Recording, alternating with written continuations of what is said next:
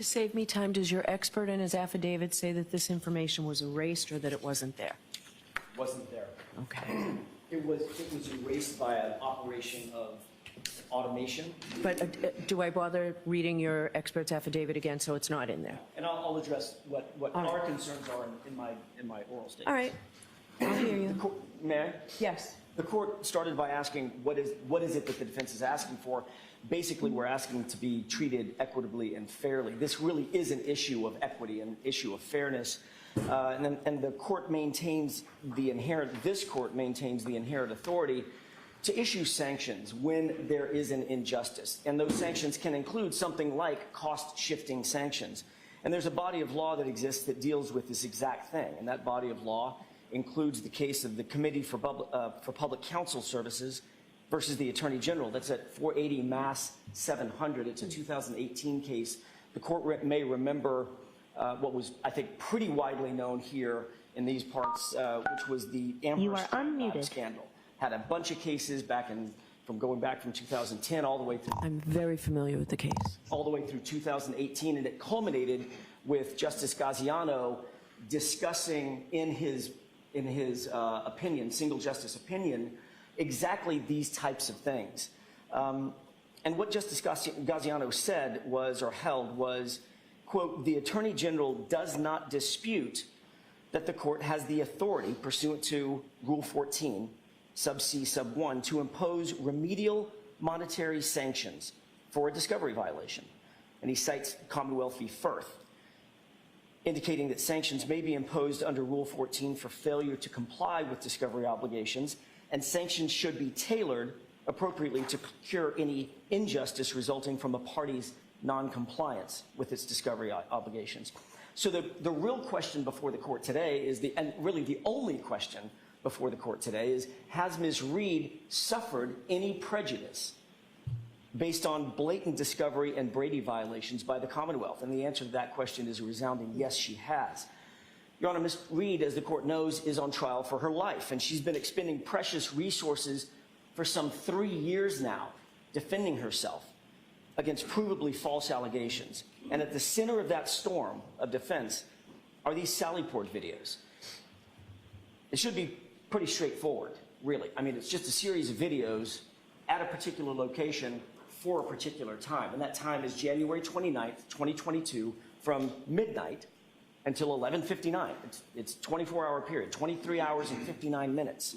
It should be pretty simple, but it has been anything but simple in this case. We've been asking for a full download of every single one of those cameras and all that footage from January 29th, 2022, from 12 a.m. to 11:59, but we've never gotten it. When did you first seek it? We asked for the preservation on February 2nd, 2022, when Mr. Yannetti said retain and maintain all physical evidence. We've been seeking these videos since well before the first trial. We didn't get them before the first trial. Do you have a date? Do you have any chronology for me? I don't. I can certainly provide those, but it's been... I'd like that. I mean, that would be helpful. I'll be happy to do that. It's in discovery request after discovery request after discovery request. Basically, there's also a catch-all. We've been asking for all physical evidence concerning video footage from Canton PD from well before the trial. We didn't specify which cameras because we didn't know which cameras had video footage. We didn't know how many cameras there were, but we didn't get anything from the Commonwealth. And I'll address that in particular in just a second. Mr. Lally didn't give it to us before a full download, before the trial. The Commonwealth didn't provide it during trial. And today, as I stand here, we still don't have it. And interestingly, Mr. Brennan does make mention in his opposition that, quote, at no time has the defense ever made a formal preservation request. I found that interesting for two reasons, and I have two comments about that. First, as the court record reflects, on February 2nd, 2022, I just referred to it, Mr. Yannetti filed a preservation demand for, quote, all physical evidence to be maintained.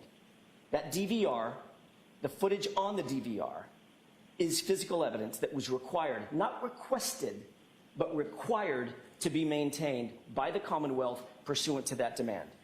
But second, and this is probably more important, It wouldn't have mattered if we didn't ask for it to be maintained. It wouldn't have mattered if we didn't ask for it to be preserved.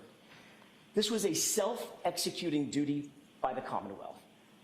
As Justice Gaziano stated in the same case, the Committee for Public Counsel, quote, "A prosecutor's core duty is to administer justice fairly.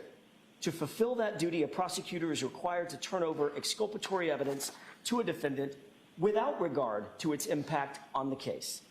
The failure to disclose evidence favorable to an accused that is material either to guilt or to punishment is a violation of due process. Litigation strategy plays no role in this process. Under our rules of professional conduct, a prosecutor is required to make timely disclosure to the defense of all evidence or information known to the prosecutor that tends to negate guilt of the accused or mitigate the offense." And he cites Massachusetts Rule of Professional Conduct 3.8, subsection D. The Commonwealth's Brady obligation is self-executing, Your Honor. It wouldn't have mattered one whit if we didn't ask for that footage, but it turns out that, in fact, Mr. Yannetti did ask that it be maintained. And the Commonwealth has still failed to preserve it. What we have gotten, it appears, are scraps and fragments of videos that the Commonwealth has decided on their own, within their own time frame to dole out to us over the course of months and years. And included in that scrap and fragment was a video that was missing 42 minutes. The court is well aware of this video. It was heavily litigated and heavily referenced at the first trial. That's the exact time frame. The missing portion is the exact time frame that the SUV was being pulled into the Sallyport. We got that video on April 4th, just days before the first trial. Keep in mind, it's a video from January 29th, 2022. Another one of those videos was the inverted video that has now seen some fame, that the Commonwealth tried to sell to the jury as a true and correct copy of a video within the Sallyport, and we got that one after the trial started, in the middle of trial. So why were we getting videos from January 29th, 2022, 2.5 years later? And why were some of those videos altered or manipulated and not in their proper format? We still don't have answers to those questions. And literally, while we're asking that question and while we're pondering that question, a couple of days ago, we're getting yet more videos, scraps, piecemeal. We got another Sallyport video just a few days ago, this one showing the Lexus backing into the Sallyport from some exterior camera. And that also is exculpatory evidence. Mr. Brennan writes in his opposition that the idea that the defense has been misled or was misled in its efforts to try to go secure that DVR footage is a distortion of the facts with, quote, no legal merit. Really? A distortion of the facts with no legal merit? Where's all this footage coming from, if not the DVR? It's the only place it was held. It's the only place it was captured. So of course we were misled by continually getting these piecemeal snippets of footage from the DVR, from the very source, had to have come from there, coupled with the Commonwealth saying, and Mr. Brennan saying, yeah, come on out, you can have your expert come out, meet us at Canton, we'll provide the DVR, you can have him look at it, he can bring his equipment, download whatever you want from that 24-hour period. So what were we to believe? That it was on the DVR. It had to be. How else were we getting these piecemeal videos? And they've had that DVR for 3 years. They knew exactly what was and what was not on that DVR. They had to have. This has been the center of a storm that surrounded this case from the jump. And to claim otherwise, it's just patently absurd. So Mr. Brennan also wrote in his opposition that Mr. Jackson said, don't touch the DVR, don't mess with it. So I informed Chief Rafferty, tell your staff, don't touch it, don't mess with it. Almost suggesting, intimating that it's my fault that we didn't know what was on the DVR. That's absurd also. How am I supposed to know what is or isn't on the Commonwealth's DVR? What I actually said, that was a sort of a liberal interpretation of the facts. What I actually said was, Mr. Brennan, do me a favor, if we're going to come out there, just don't have anybody download it in advance. Let's do it all together when we're all in the same place. That's what I said, and he accommodated that. He said, sure, we'll agree to that. So based on this history of getting these small clips from January 29th, we knew there had to be more footage. So when Mr. Brennan came on board, we made the request to him as well as the requests that we had made to his predecessors. We want all the footage for that 24-hour period. And lo and behold, we started getting more clips, more snippets, more piecemeal bits and bytes from that DVR. And one of them was a clip of Brian Higgins standing out in front of Canton Police Department in the parking lot in the freezing cold at 1:35 in the morning on January 29th on his cell phone. To punctuate the importance of that video footage, recall that this issue was raised at trial. We talked extensively. When I say we, both the Commonwealth and the defense, me in particular, spoke with Mr. Higgins about this issue. It was raised at trial, and Brian Higgins never once, not once, on direct examination or on cross-examination, admitted to having made a phone call in the middle of the night on January 29th. And yet now, after the trial, we get a video of him doing exactly that. And that also proves that he lied in front of a federal jury, in front of a federal grand jury, when he testified that he didn't have or make any phone calls in the middle of the night. That is called exculpatory evidence, and that's Brady evidence, and it was withheld in its entirety during the first trial and for the last 3 years. And it's against that, the reason I bring that up, Your Honor, it's against that backdrop that we then say to Mr. Brennan, kindly give us the footage. I don't want this piecemeal thing to keep going on. Just give us the raw footage. We'll send an expert. So the plan was put in place, and experts were retained, and flights were booked, and hotels were reserved, and transportation was arranged, and all at Miss Reed's expense. She's writing the check for all of this. And our expert flies out to Canton, walks into the room, and within 10 minutes, they open up the front plate of the DVR, and lo and behold, the Commonwealth says and agrees, oh goodness, there is no footage. It was overwritten within 30 days. What? How could that possibly be? So the expert calls me, Mr. Jackson, what do you want to do? And I said, I don't know. I'm not a tech. That's your job. I don't know what to do. If it's overwritten within 30 days, I don't know. Maybe there's a log. Let's find out who has access, whose digital fingerprints were on that DVR, who downloaded the footage, when it was downloaded. What about these clips that we have? I'm very confused. So the expert goes back and says to the technician for the Commonwealth, Colleen Crawford, well, let's at least download the log. At least we can have access to that, and we can start unraveling what's going on here. Oh, sorry, that's been overwritten as well. There is no log. You get no footage. You get no log. This was a complete and utter waste of time.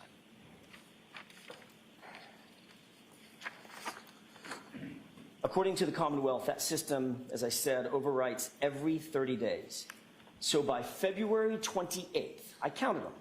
By February 28th, 2022, every single frame of that footage should be gone.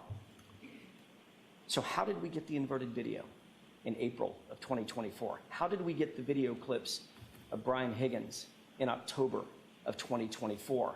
How is that possible? The only explanation, Your Honor, is that the Commonwealth downloaded the entire system within the first 30 days. Otherwise, it's gone, admittedly. And all of that has been withheld from us for 3 years. Then to add salt to that wound, the Commonwealth allows us to go on this wild goose chase, spend $12,000 some odd of Miss Reed's money, and fly an expert out to Canton for absolutely no reason. Zero. The 30-day overwrite protocol is something that their technician absolutely would have and should have and did know before we ever set foot in Canton. She was well aware of exactly why we were going out there. We were going out there to download footage from 3 years earlier. She knew it, we knew it, Mr. Brennan knew it, everybody knew it. But within 10 minutes of walking in the door, it was revealed that there, in fact, was no footage. And that's a fact that the Commonwealth had to have been aware of for the last 3 years. Yet Karen Reed is the one having to foot the bill for what turned out to be just a snipe hunt. It's not fair, and the Commonwealth should reimburse her for this fool's errand that was not of our making, of her making. The Commonwealth has since told us, Mr. Brennan told us, that remarkably he went to Canton PD, and this is in his opposition paperwork and his declaration, and he spoke with some officer. And that officer told him that he, the officer, personally made a copy of the entire January 29th video footage and placed that copy in some sort of an iCloud account. Not on the DVR system, not in the official data bank in which it's supposed to be stored, but on some iCloud account. And we're finding out about this in 2025. It's outrageous. What it is this entire situation surrounding this DVR and the Commonwealth's maintenance of that DVR and the footage on it is a complete dumpster fire, and Ms. Reed has to pay for the fire extinguisher. And that's not fair. The High Court and the Committee for Public Counsel, the same case that I referenced a little bit earlier, and the court will know this because this was sort of the big takeaway from that case, is Justice Gaziano fashioned a cost-shifting remedy against the Commonwealth and for the defense. And that included the entire cost of investigating and locating and contacting nearly, I think it was 10,000 defendants. It was an enormous amount of money and an enormous undertaking. And the Commonwealth had to foot that entire bill.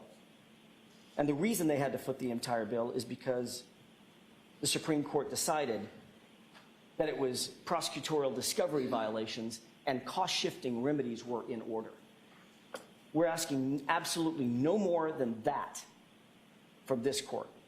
Fairness dictates that Ms. Reed be reimbursed. And I'll submit, Your Honor. All right, thank you very much. Mr. Brennan?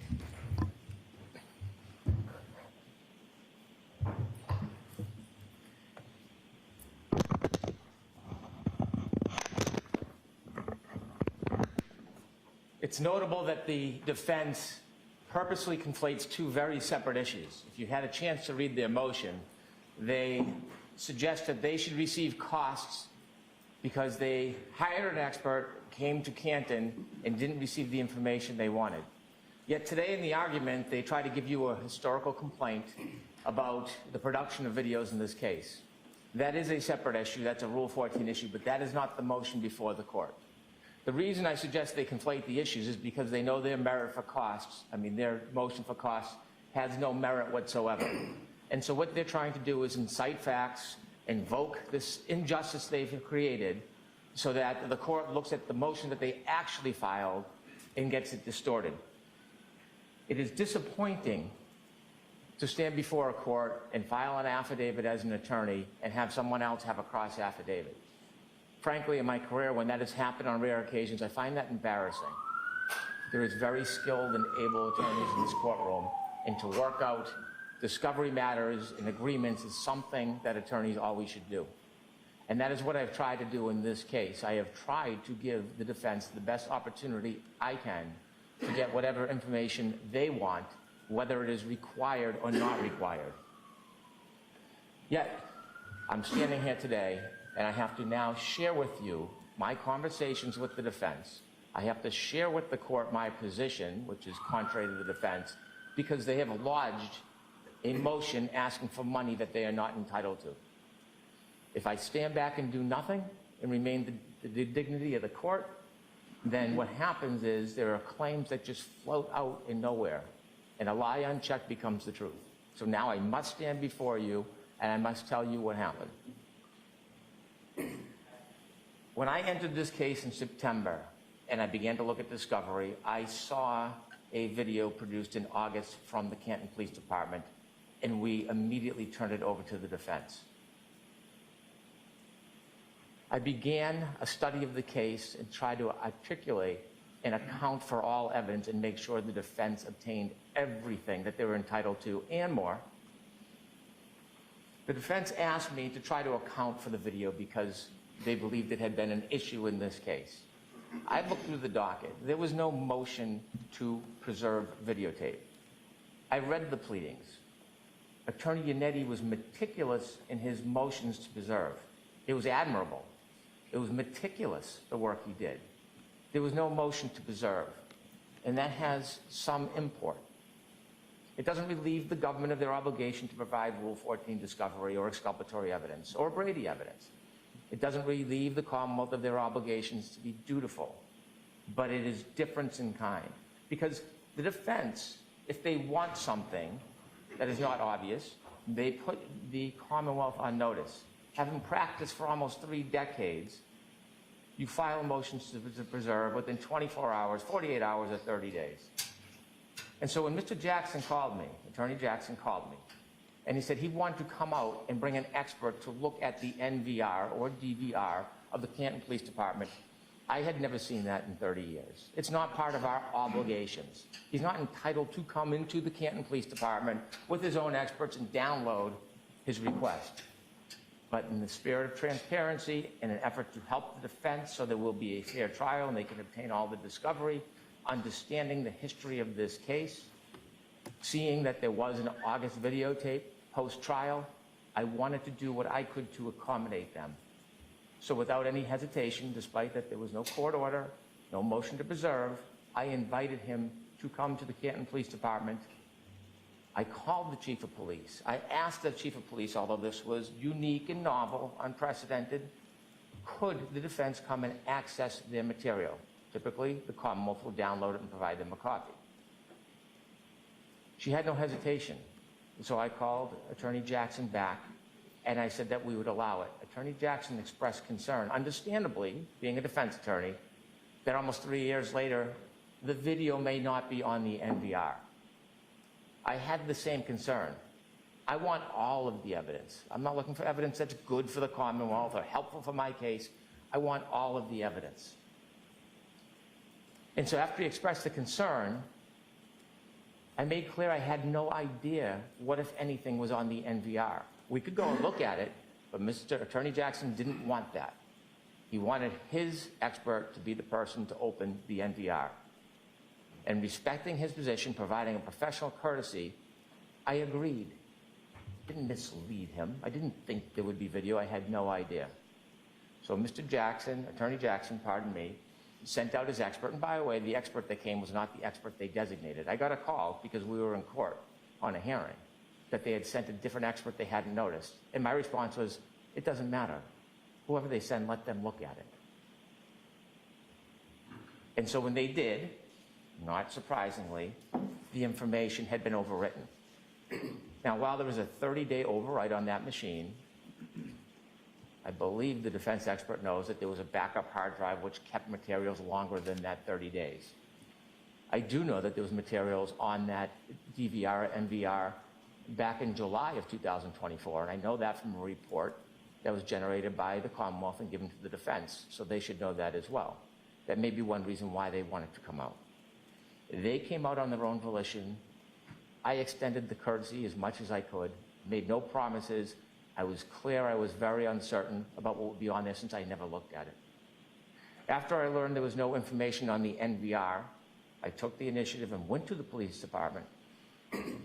I viewed the police department, the cameras, I spoke to personnel, and I spoke to the retired individual who then was responsible for providing video upon request. And when I spoke to him, he told me in conversation that he would routinely store a copy on a file he noted as a detective file or on his hard drive.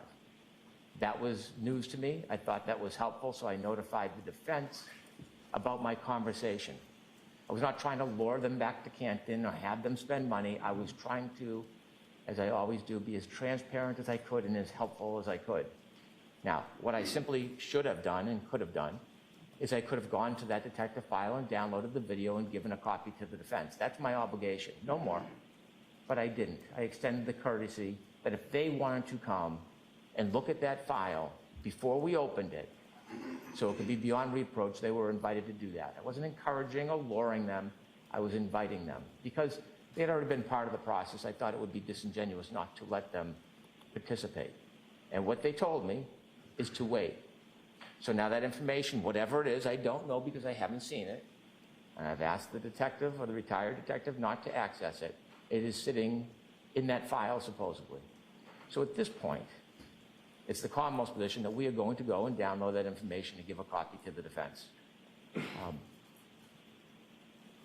The defense waited almost 3 years. The defense was very clear about my uncertainty would be on that tape. And now they stand before the court and they try to parlay this into some type of injustice for their cause. The case they cite, Commonwealth v. Frith, the district court was overruled in assessing costs because there was no egregious violation. This is not a Brady case. This is not a setup. This is the government providing information as the case progresses and evolves and changes and retools. So what we have now is information, supposedly, on a database that we are going to get and give to the defense. You should deny their motion. Nobody was misled in this case. They've taken a professional courtesy and an effort to help, and they've distorted it into some type of injustice. The Commonwealth's not going to be distracted from the cause in this case, which is a trial on April 1st. The court should not be distracted from the cause in this case. If they have a separate motion about Rule 14 violations or motion dismissed for misconduct, that's a separate motion. That's not the motion before the court today. The motion before the court today is to attempt to recover costs for something they chose to do and that I accommodated. It should be rejected. Thank you. Okay. Any quick response, Mr. Jackson? Very briefly, with the court's permission. Sure. By the way, it is a Brady case. There's no question that the data on those videos are Brady. They're exculpatory. That's where we start. So Mr. Brennan can say all day long, that's not a Brady case, don't worry about it, let's just sweep this under the carpet like we've done everything else. It's there's nothing to see here. That's not true. It's a Brady case because the information that we have now received from that DVR, that NVR system, is exculpatory to Ms. Reed. That's why I cited... Brian Higgins' part? That's why I cited the Brian Higgins part, correct. And I suspect there's a lot more on there as well. The inverted video part is also Brady, which we got in the middle of trial. Mr. Brennan says, basically, his argument is, deny the motion because they took a courtesy. I'm trying to be courteous. And he's a gentleman. This is not personal to Mr. Brennan. He seems to, the tone of his responses was, well, this is personal between Mr. Jackson and Mr. Brennan. It's not personal at all. This is about the defense and the Commonwealth. It's about Ms. Reed and the Commonwealth. But let's not conflate a courtesy with an obligation. The Commonwealth has an obligation. I don't care that Mr. Brennan wasn't on the case previously for the last 2.5, 3 years. It doesn't matter to me. This is not personal to him. I appreciate the fact that when he came onto the case, he immediately found in August, he found a video that had never been turned over. I can't fault him for that. He turned it over when he found it, apparently. What I can fault is the Commonwealth. Mr. Brennan was brought onto this case not to represent Mr. Brennan, but to represent the Commonwealth. And all the foibles, all the warts and blemishes that preceded him, unfortunately, are now his responsibility as lead counsel for the Commonwealth. He indicates that when he found out that we wanted to come look at the DVR, and we had absolutely no right to look at that DVR, this was just a courtesy, etc. Well, that might be true if we hadn't made the request, because we had been getting piecemeal videos from a DVR system that supposedly was overwritten. So the oral request by phone call you're talking about? The latest one, right. So my request to come out and have an expert come out and see it. That's not just a courtesy. That's just good lawyering on his part and mine. You want to keep your hands clean, let's do it the transparent way. Have everybody come, bring their experts, whoever they might be, and let's download this stuff together. So there's no funny business, and everybody can wipe their hands and say, I didn't have anything to do with it except downloading the material, and whatever that material is, it is. That's just good lawyering. It's not a courtesy. He was doing that to protect his own and the Commonwealth's interests, and it was quite smart. Until He realized, because he didn't have any way of knowing it any more than I did, that there was no footage. It had been overwritten. Perhaps, certainly the defense was deceived.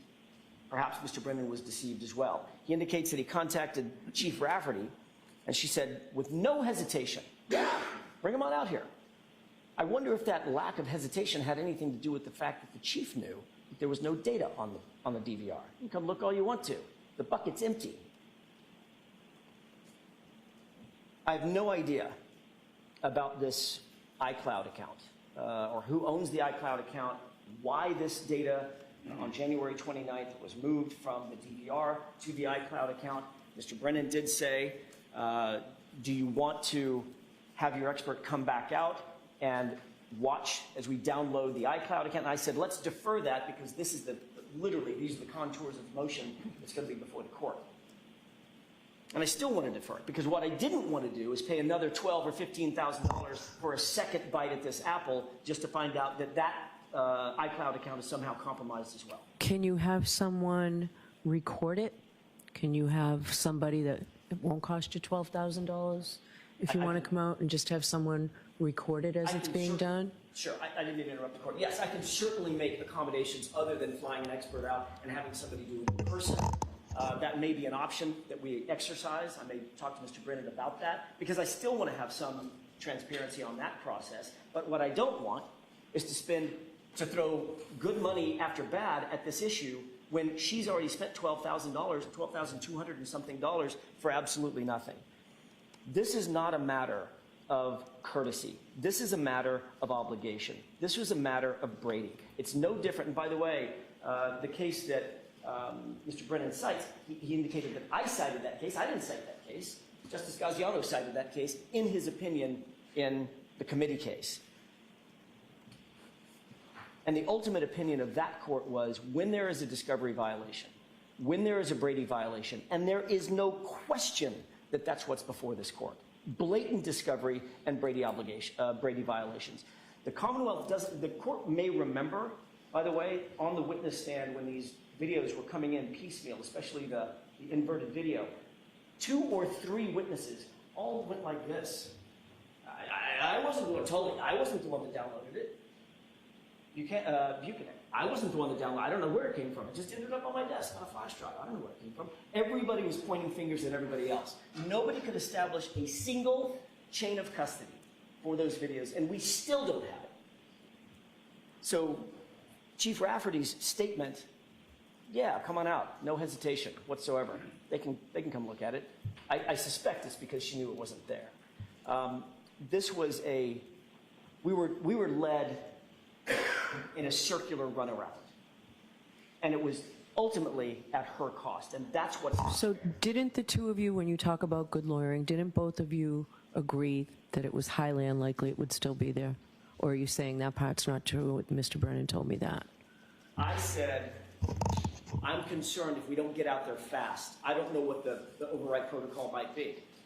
So yes, I was concerned, but who cares? Well, that's no legal moment. What I thought and what Mr. Brennan and I discussed 3 years after the fact, when the Commonwealth has a self-executing obligation to provide that information to us because it's Brady. They also had an obligation pursuant to Mr. Yannetti's demand, not request, but demand to maintain that information. So where is that demand? Is that in the file? Where is that demand? February 2nd. I don't know what the docket number is. It was filed on February 2nd after arraignment. Here? Wherever the arraignment was, Mr. Yannetti. It was in the Stoughton District Court. Okay. But it's part of the case file. And it stays with the Commonwealth, and that obligation stays with the Commonwealth. But I would propose to the court that even if the court's concern is, well, when was that filed, and did Mr. Brennan actually... I haven't seen it. I know it's not part of our file, and you're talking about it as if it were here. Your Honor, I can't say with certainty, but I believe that it may have been submitted as an exhibit to a previous motion, probably early on in this case. Okay, I just wanted our record to be clear. Of You're course. talking about Mr. Yannetti filed this. You did not file it in this court. I may have filed it as an exhibit. Attachment, but it was never any... Right. There was, I don't mean to cut off the court, Judge. It was never brought before me or a judge who had this case before me to be heard. So there was early on, and so many motions have been filed in this Right. case, but early on, I did bring a motion, I believe before Your Honor, asking that all of the Stoughton District Court motions that I had filed at arraignment and thereafter be ratified by this court. Okay. That is in our record. So I need you to find that Happy to do it. and tell us when it was filed, I need to see By that. the end of the day today, you will have whatever submissions we provided, and if it's not part of an exhibit, you will have that motion. All right. Go ahead, Just Mr. Jackson. to answer that one question that I can't answer because I've seen the filing. It was filed February 2nd, 2022, court stamped. My point is, even if that weren't the case, and it is the case, the obligation is self-executing. That's what Justice Gaziano was talking about when he talks about in the committee case, the self-executing duty that a prosecution has or a prosecutor has to maintain and preserve exculpatory information and provide that information to the defense. They didn't do that, and they led us to believe every single sign and signal, irrespective of what Mr. Brennan did or didn't actually personally know. The Commonwealth's conduct in this case, from the beginning of the investigation to now, suggested that that information existed, the DVR existed, the video footage on the DVR existed, and we were going out there to download. We shouldn't have had to jump through this hoop and go on this wild goose chase at Ms. Reed's expense. It is not, I think we can all in this courtroom agree, none of this is our fault. We didn't do any of this. It's all on the Commonwealth's shoulders. It's all their responsibility. They should have to pay for what happened when we went out there for absolutely no good reason. And I'll submit. All right. Mr. Brennan, I have just a couple of questions. Yeah. So you don't know for certain whether this information was in fact downloaded onto the hard drive, but you suspect it is based on your conversation with the named gentleman in your affidavit? So there's two different systems. One's called the DVR, NVR. That's the actual system that keeps all the footage that's recorded. That has been That searched. commonly is overridden every Yes. 30 days, That like has been overwritten. statewide police departments. Yes, Your Honor. And that has been overwritten. Okay. And there is no information on that. Okay. When I spoke to the retired sergeant detective who had downloaded video, he said as a habit, he would routinely, when he would make a video copy from the DVR, he would place it in a separate file. I can't say that it's exhaustive. I can't say that it captures all of the video. It's when he would make a copy, and it seems in this case there were select copies made. It doesn't seem that there was ever a time when somebody just copied the entire event. Now, the issue of whether there was a request for it and the obligation of the Commonwealth, I think, is a separate issue. What exists on his hard drive in the detective file, I don't know. But what he has told me is he would routinely make copies of what he would provide to the court and the Commonwealth, or the Commonwealth and defense, and he would put on that separate file.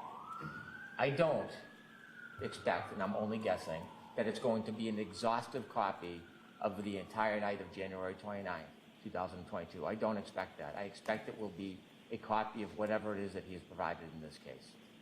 And so I think before it just lingers there forever, it should be copied and it should be provided to the defense. All right. So I do want you and Mr. Jackson to talk about whether within the next week you do have somebody video it, or at your expense you send somebody out at it, but let's get moving with that. I know you said you'd download a copy and send it. Are you satisfied with that, Mr. Jackson, or do you want to have someone there while that occurs? I at least want to noodle on that for a second, but I'll talk to Mr. Brennan about it. All right. I'd like it done within the week. The person has to be there within next week, or the Commonwealth will download it. We've got to get this case moving, and you want it, so it's got to be provided. The stall isn't my fault. Yes, we want it. That's why we asked for it in the first Yeah, place. so let's try and work it out before you leave here today, okay? Sure. Your Honor, I'm happy to defer the defendant's request. I'm prepared to do it now. If they want me to wait, if they want to have somebody there, I'm receptive. But we're ready to do it now. All right, so I'm telling you to please wait, work it out, but no later than next week. I understand. All right, thank you. Did you want to be heard further in Briefly, response? Your Honor, although I've come into this case late, I am the Commonwealth, and I assume all responsibilities of the government's case in the history of it. this motion is not about a Rule 14 complaint or a violation. If the defense has a motion for sanctions or to dismiss or whatever the remedy is because they think they've been agreed, that would be a different motion. This motion is they're trying to get the court or asking the court to impose costs because they had their expert come out at their request, and they were very clear about the risk associated with that. This motion should be denied. If there's a separate motion, we'll deal with that when it's filed. If I had known that the defense was going to argue something entirely different, and that is the failure to preserve, I would have made a copy of all Mr. Yannetti's motions and requests, and I would have provided them as an exhibit. But I did not do that because that was not the scope of this motion. This motion should be denied. All right, thank you very much. Taking this under advisement. And do not wait for a decision from me on this about whether or not you send somebody out to We get won't. that video. We'll get started on that immediately. All right. All right, so let's move on to the Commonwealth's motion for clarification regarding the search warrant, or the contents of the defendant's phone, more accurately. Please. In reviewing the discovery in this case, I learned that there was a search warrant for Ms. Reed's phone. That search warrant entitled the Commonwealth to search for data that's outlined in what's known as addendum or attaches addendum A. Learning the history of this case, I further learned that because there was an assertion of privileged communications, there was an agreement that the Attorney General's office would look through the data on the communications, and they would identify any attorney-client privilege information, extract it, and then provide the information back to the government and the defense. I am not sure of the accuracy, but I learned or read that the defense was given an entire data copy, forensic download of Ms. Reed's phone years ago. When I looked through the discovery, it surprised me that the Commonwealth did not receive the forensic data. It received a report, and when we reviewed the reports, it had references to navigation information and Google searches, but did not have any of the forensic download. And so clearly, the Commonwealth has a warrant, is entitled not only to the PDF extraction, they're entitled to the full force of that proof, which is the data. I spoke to my experts, and they advised that they believed that the data would have more information than simply a PDF. And so when I learned this, I wanted to both scrupulously protect the defendant's rights, but I also wanted the data for our review. And so I limited my request for the data to navigation information in the Google searches. Although I do not believe it was required pursuant to the communication protocol, I asked the Attorney General's office to engage in that protocol anyways, just out of abundance of caution and respect to the defense. I contacted the defense. The defense offered their objection. I think it has no legal merit whatsoever. They don't have standing at this point, but I noted their objection. I believe, without certainty, that the Attorney General's office has gone through that review to make sure there are no communications. However, they expressed some reluctance to provide the information because of the existence of the communication protocol, and they did not believe there was enough clarity that there was a distinction between navigation information. I do not see that navigation information, Google information, or the other data that I want is covered by the protocol. I believe that protocol has at least partially already been followed anyways. Time is of the essence. This case is on for April 1st. There is what I believe to be relevant material, important information, including Google information and navigation information that we are entitled to. I don't want delay. So I filed this notice so that the court could give direction, either assuring the Attorney General's office that they could provide the information, or if there is going to be a protocol, which I discourage, that it's expedited. If there is something the defense wants to look at prior to me receiving it, it should be on a very, very narrow time frame. I don't think they have a right or entitlement to review anything I get. I think the Commonwealth is entitled pursuant to the search warrant. If they have a remedy, it's after we've already reviewed it, not before. And so I'm doing this to facilitate things because I'm mindful of the April 1st trial, and we will pursue this information and use it if relevant. Okay, is there an opposition? I don't have anything in writing. Your Honor, not really. The only The only thing that we expressed to Mr. Brennan was, and maybe I misunderstood his first, it was a communication we had on the phone. I thought that he was seeking something far broader than the search warrant. It sounds like he's staying within the parameters of the search It sounds squarely within the search warrant. So that doesn't bother me. I want to make sure that whatever information he gets is squarely, as the court just said, squarely within those parameters on January 28th at 9:30 p.m. until January 29th at 5:30 p.m. And otherwise, I don't disagree that pursuant to the search warrant, we can get the raw, I'm calling it raw data, but I think we all know what we're talking about. Not the PDF, but the underlying data. All right, it's squarely within the search warrant. Right. I do feel Mr. Brennan did not have to come to me or even you with it, but I do appreciate that you did so. So yes, so the AG's office knows that you are entitled to that information. You may have it immediately. Thank you. Okay. All right, so the motion regarding, just want to get, Commonwealth's motion for reciprocal discovery pertaining to employees of ARCA. And then if you go one step further than that, are we going one step further than that with the second motion today? Or do council want to come to sidebar and tell me any information you have? Or how do you want to do this? Whatever the court's most comfortable with. An open court or sidebar. I'd prefer to find out what's going on over in federal court at sidebar first. Yes, Your Honor.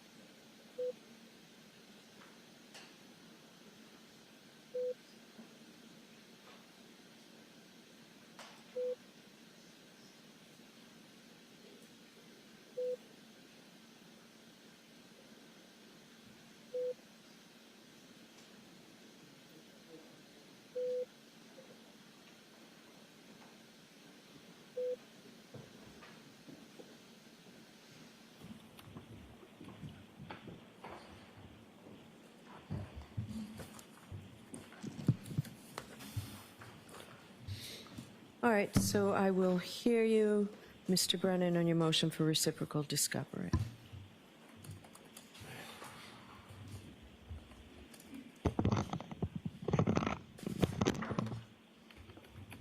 Your Honor, we're expecting to file a certificate of compliance this morning. We've provided voluminous discovery to the defense, and it is now incumbent upon the defense to reciprocate pursuant to the rules. I filed a motion to reciprocate.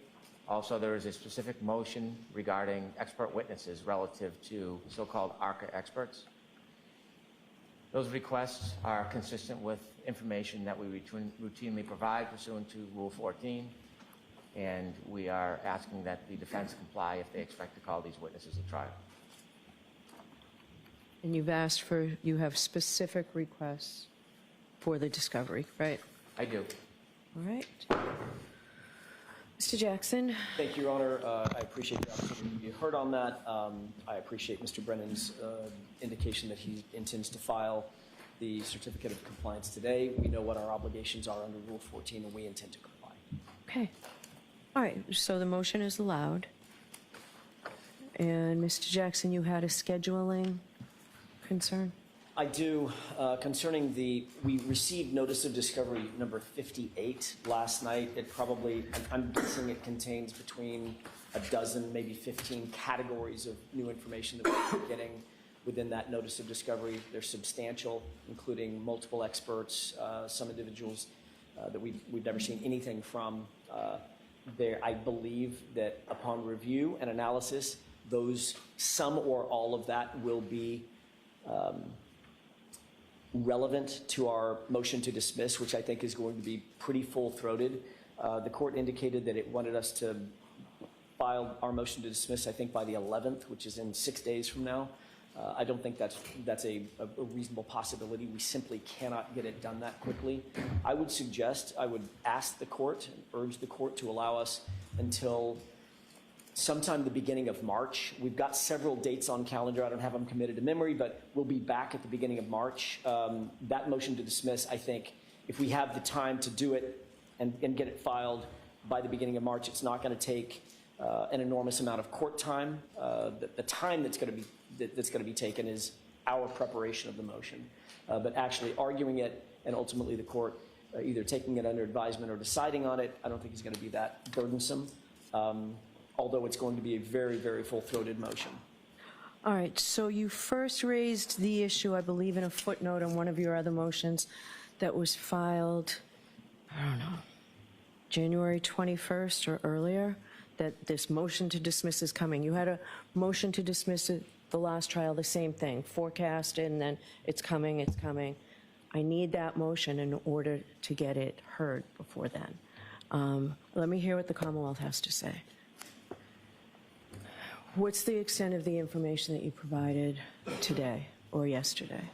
In the most recent discovery, Yes. it was voluminous. Okay. We provided a number of expert witnesses, entire files of expert witnesses.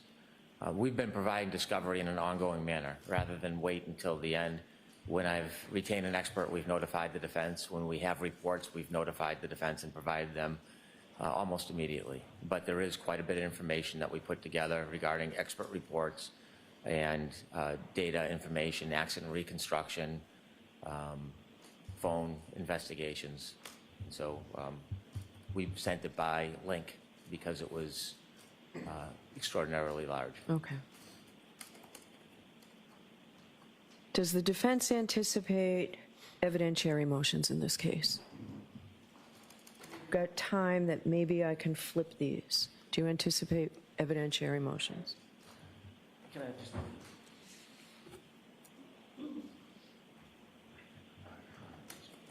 I don't anticipate evidentiary motions from our end. Obviously, if that changes, I'll let the court and counsel know immediately, but I don't think so. How about the Commonwealth? There are none expected.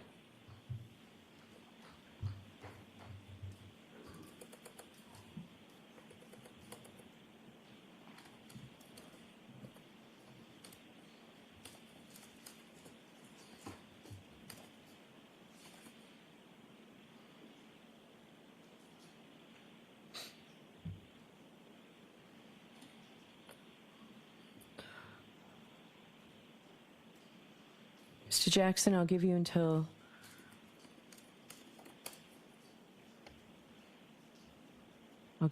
February 20th to file that motion to dismiss.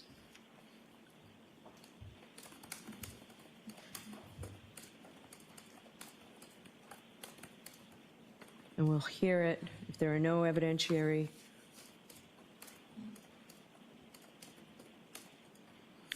Commonwealth, I'd like you to comply with your response if you could by the 27th, 28th. Oh, wait, this is March, I'm sorry. No, February 20th. Yes, if you could have it by the 27th, please. And then we will have a hearing on it on March 4th. If there are any evidentiary motions, they must be filed by February 11th.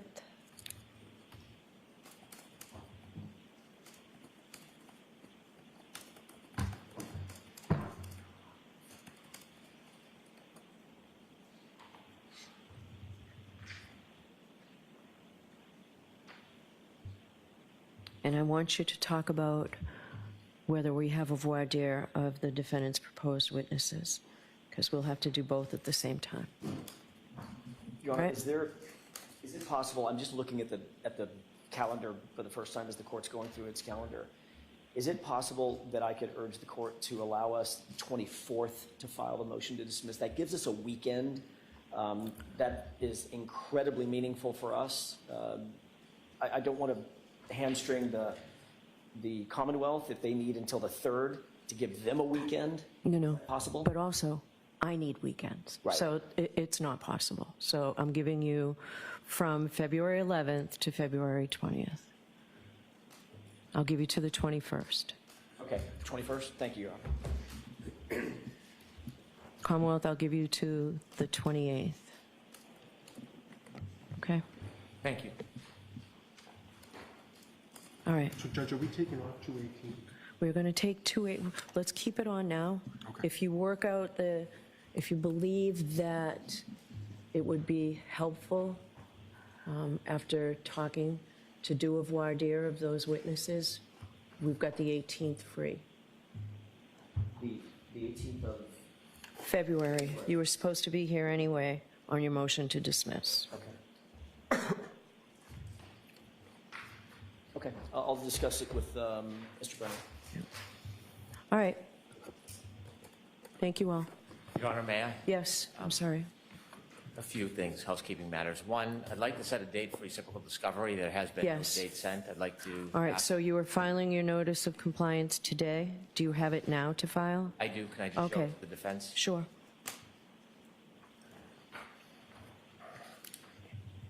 Oh, it's an extra copy? Okay. This one, if you want it. Awesome. Thank you. May I hand this in, Your Honor? Thank you. Thank you, sir.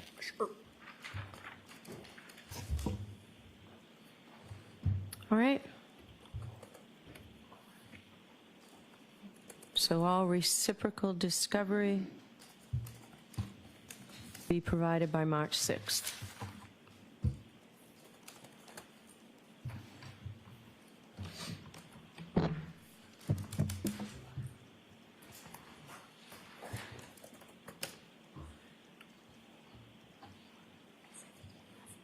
All right, thank you all. One last... Yes, I'm sorry. Could we come sidebar for this? Sure.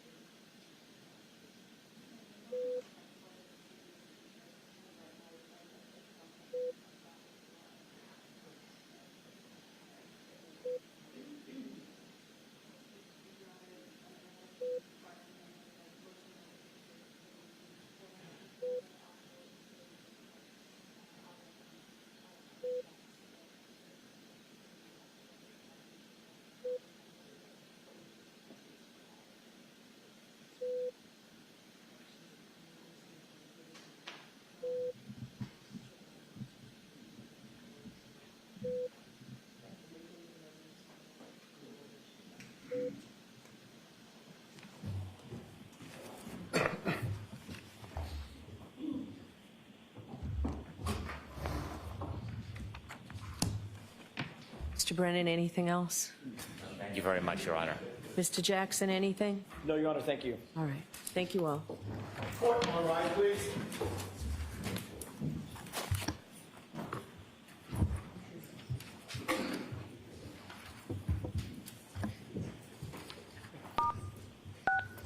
You are muted.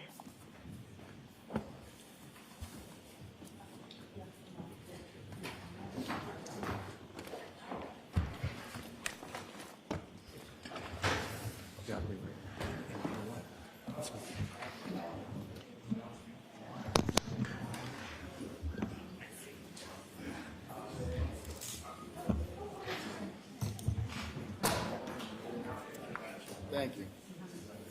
Appreciate that. So, here, just take this. Battery's probably pretty close to dying. I'm gonna power it off now. It's one of those 3-seconders. Basically hold it down for 3 seconds. Yep, and then hit that thing for record. All right, and you probably got. Yeah, well, I was gonna say you got about 5 minutes before she heads out. So if you want to leave your phone back here, Goodbye. yeah, hand it to me. I'll just go back there and put it there.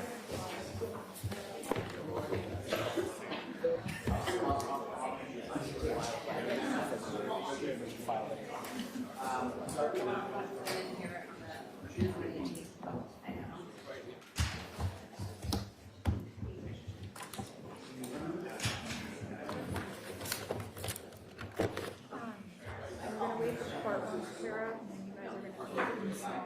Okay, to go over the.